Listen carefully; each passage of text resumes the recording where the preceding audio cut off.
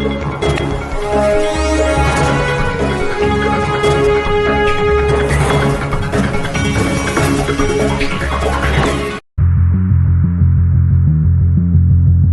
bohong, kemampuan investasi Sinyi Group tidak sebesar kata Bahlil. Oleh Faisal S. Salatalohi, pemerhati ekonomi dan politik.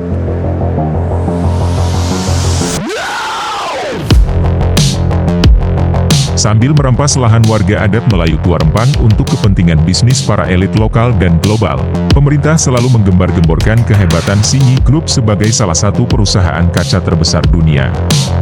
Faktanya, Sinyi Group tidak sebesar dan sehebat kata pemerintah. Catatan Motokompo menyebut, Sinyi Group tidak masuk 10 besar perusahaan kaca dunia. Hal ini berbanding lurus dengan pernyataan bohong Menteri Investasi Bahlil Lahadalia, terkait komitmen investasi jumbo Sinyi Group 11,6 miliar US dollar. Kenyataannya, nilai investasi tersebut tidak sesuai dengan kondisi keuangan Sinyi Group yang terlalu kecil, alias sangat tidak layak untuk menjawab kebutuhan investasi sebesar yang disebut Bahlil.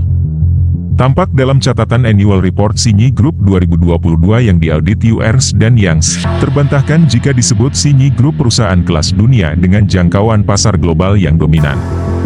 Faktanya, 68% hasil penjualan Sinyi terjadi di pasar lokal Cina, bukan pasar dunia. Selanjutnya, hasil audit mengungkapkan, nilai property plant equipment Sinyi Group hanya 2,2 miliar US dollar dan sales revenue 3,4 miliar US dollar. Sementara consolidated net cash flow hanya 41 juta US dollar. Lalu bagaimana ceritanya Sinyi Group bisa berinvestasi hingga 11,5 miliar US dollar? Dengan kekurangan yang terlampau jauh. Bagaimana Sinyi Group menambalnya dalam waktu setahun, sesuai janji komitmen investasi di Rempang?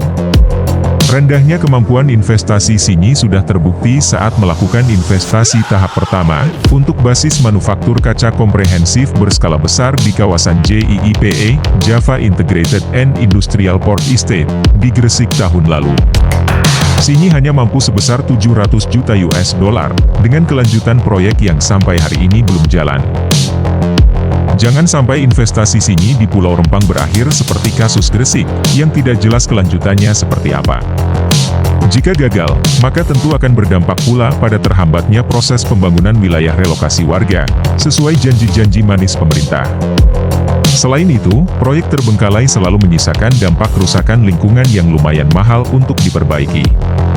Kemampuan investasi Sinyi Group yang rendah, kembali menunjukkan perilaku pemerintah yang gemar tipu-tipu. Hanya ada dua kemungkinan. Pertama, boleh jadi komitmen dan kemampuan investasi Sinyi Group tidak sebesar itu. Kedua, bisa jadi pemerintah Cina turun tangan menambah kesanggupan modal Sinyi Group demi mencaplok Rempang.